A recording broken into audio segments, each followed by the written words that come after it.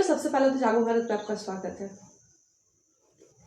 Okay, thank you. Sir आप तो CCRT में बहुत दिन से जुड़े हुए हैं और अभी के टाइम में नेशनल कल्चर एम्बेसडर नियुक्त किया गया आपको, इसका क्या मायने हैं? मैं थोड़ा सा तुमको पीछे ले जाऊंगा मतलब सीसीआरटी एक संस्था है, मिनिस्ट्री ऑफ कल्चर के अंतर्गत एक स्वायत्त संस्था है, centre for cultural resources and training. इसका हेड ऑफिस द्वारिका में है और इसके अन्य 4 जगह भी क्षेत्रीय कार्यकालय हैं, जैसे कि गुवाहाटी में, हैदराबाद में, दमोह में, उदयपुर में। इसका मुख्य काम है प्रशिक्षण देना टीचरों को। वह टीचर और वहाँ पर प्रशिक्षण लेकर आते हैं कि कैसे हम कल्चरल सब्जेक्ट को, कल्चर को एजुकेशनल सब्जेक्ट यानी स्कूल सब्जेक्ट से जोड़ेंगे, यानी how to relate culture with education, यही उनका मुख्य उद्देश्य है। मैं इस संस्था से जुड़ा जब मुझे गवर्नमेंट ऑफ वेस्ट बंगाल ने एक ट्रेनिंग में भेजा 2005 में, तब से मैं जुड़ा हुआ हूँ। और उसके बाद मैंने ट्रेनिंग ली, उसके बाद वो मेरे कामकाज को देखकर मुझे डीआरपी नियुक्त किए, डिस्ट्रिक्ट रिसोर्स पर्सन। और इस बार, पिछले बार मैं जब गया था उदयपुर में 20 से 22 तारीख तक, 20 से 22 नवंबर को, तो उन्होंने कहा कि सर अब आप सेवानिवृत्त हो रहे हैं, हम आपको अब डीआरपी के जगह नेशनल एम्बेसडर, कल्चरल एम्बेसडर नियुक्त करते हैं, एनएसी। ऐसे इस सारे प्रक्रिया में अगर तुम देखो तो सबसे ज़्यादा जो रोल है हमारे टीचर्स, हमारे हेडमास्टर जो मुझे बीच बीच में बराबर भेजते रहे, गवर्नमेंट ऑफ वेस्ट बंगाल की जो शिक्षा विभाग है विकास भवन में, वो मुझे इसमें प्रचुर सहायता की। यही है सीसीआरटी। सीसीआरटी में होता क्या है? अभी जैसे मैंने बतलाया ना कि वो क्या करते हैं कि एक क्षेत्रीय स्तर पर हर एक जगह उनका कार्यक्रम होता है, राष्ट्रीय स्तर पर हर एक जगह कार्यक्रम होता है। वो देश के विभिन्न भागों से शिक्षकों को डिप्यूट कराते हैं गवर्नमेंट के द्वारा। इसमें ध्यान दीजिए कि गवर्नमेंट शिक्षक ही इसमें भाग ले सकते हैं और कराकर उनका काम होता है 3 दिवसीय ट्रेनिंग कोर्स करना, कल्चरल करना। और उसके बाद जो है वो हम लोग आकर इसमें करते हैं, शिक्षा देते हैं, शिक्षण का कार्यक्रम देते हैं, कार्यशाला करते हैं, जिसमें हम लोग लोकल डीआई को बुलाते हैं, लोकल जो हमारे एम्बेसडर हैं उनको बुलाते हैं, लोकल जो रिसोर्स पर्सन हैं उनको बुलाते हैं। और शिक्षकों को 3 दिवसीय कार्यशाला में एक और बात जोड़ दें कि सीसीआरटी ही एक ऐसी संस्था है जो सरकारी स्कूल के शिक्षकों को अपने खर्चे पे, अपने छुट्टी पे दूसरी जगह भेजते हैं कि आप जाएं, कोर्स करें और हमारे यहाँ आकर क्लासरूम टीचिंग को बेहतर बनाएं। सर बात रही सीसीआरटी की, अगर हम दूसरी तरफ देखें तो आप बहुत दिनों से पढ़ा रहे हो, कितने सालों से पढ़ा रहे हैं, आपका एक्सपीरियंस कैसा रहा बच्चों के साथ?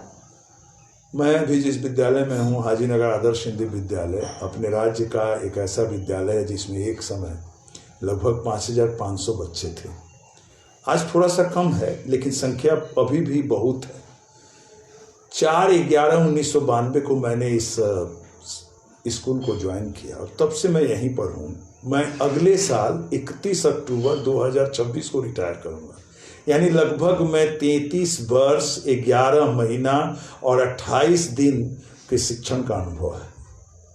मैं अपने साथियों को और शिक्षकों को और जो मेरे छात्र शिक्षक हुए उनको भी कहता हूँ कि असिस्टेंट टीचर रहकर भी बहुत काम किया जा सकता है। सर कुछ टाइम पहले हमने स्कूल में देखा था, जो क्या बोलते हैं हेड इंचार्ज टीचर्स होते हैं, उनको लेके काफ़ी कॉम्प्लिकेशंस चल रही थी स्कूल में, तो वैसा कभी आपके माइंड में आया कि आपको पोजीशन मिले?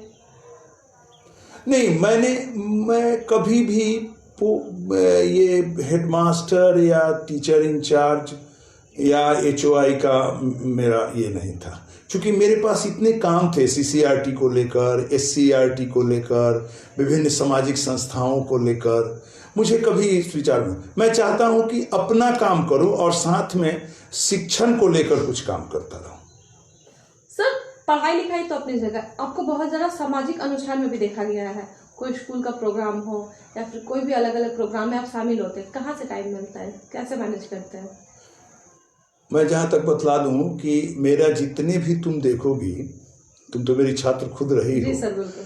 तो जितनी भी जगह देखोगी मैं शिक्षक के रूप में ही जाता हूँ, या एक नई परिचय मिली कि राष्ट्रीय सांस्कृतिक दूत या डिस्ट्रिक्ट रिसोर्स पर्सन, मेरा काम ही है, मैं इसी में, मुझे लगता है कि इसी में मैं अपने आप को रमा लिया हूँ।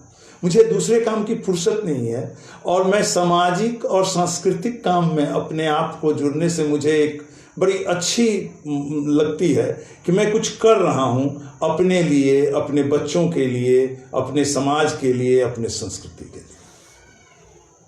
सर बात करके तो बहुत अच्छा लगा। लास्ट क्वेश्चन की तरफ जाएंगे। जो हमारी नेक्स्ट पीढ़ी है उनके लिए क्या बोलिएगा, जो टीचर्स बनना चाहते हैं, कैसे मोटिवेशन पाए वो टीचर बनने के लिए? देखिए, समाज में अगर मुझसे कोई पूछेगा तो सबसे रिस्पेक्टेड जॉब में टीचिंग को मानता हूं। जी सर, हमने एक जगह सुना था, अगर किसी बच्चे से पूछा जाए कि आपको क्या बनना है, तो इंजीनियर बोलता है, डॉक्टर बोलता है, कोई साइंटिस्ट बोलता है, लेकिन कभी कोई ये नहीं बोलता मुझे टीचर बनना है, क्योंकि रिस्पॉन्सिबिलिटी सब नहीं ले पाते हैं। टीचिंग जॉब एक बहुत रिस्पॉन्सिबल जॉब है। जी सर। हालांकि कुछ लोगों को लगता है कि ना ऐसा नहीं है, लेकिन मेरा मानना है कि अगर आपने अपनी रिस्पॉन्सिबिलिटी समझी तो इससे ज़्यादा रिस्पॉन्सिबल जॉब कोई नहीं है। क्योंकि आपको हमेशा एक ऐसे जगह पर रहना है कि जब क्लास में बच्चे 100 बच्चे हैं, अपने विद्यालय में तो मैंने कभी कभी 200-250 बच्चों का क्लास लिया है। हाँ। तो जब हम लोग 10 मिनट 20 मिनट पढ़ाने के बाद कहते हैं कि कोई और क्वेश्चन हो तो तुम पूछो, सबके लिए आसान काम नहीं होता है, क्योंकि 250 दिमाग, 250 ब्रेन एक साथ काम कर रहे हैं। कहाँ से कोई क्वेश्चन आएगा कोई एक्सपेक्ट नहीं कर सकता है। उसमें मैं मानता हूं कि टीचर का रोल हमेशा पढ़ते रहना है। अगर आप एक गुड लर्नर नहीं हैं तो गुड टीचर आप नहीं बन सकते। ये मैं अपने भावी शिक्षकों को, छात्रों को, सबको यही कहूँगा कि टीचर बनना भले आसान हो, लेकिन टीचर के दायित्व को निभाना उतना आसान नहीं है जितना बाहर से लगता है, if you want to be a true teacher. Thank you sir. आपका नाम और डेजिग्नेशन बता दीजिए। मैं राजेश कुमार पांडे, हाजीनगर आदर्श हिंदी विद्यालय में सहायक शिक्षक हूँ। सर कौन सा सब्जेक्ट पढ़ाते हैं? मैं अंग्रेजी पढ़ाता हूँ।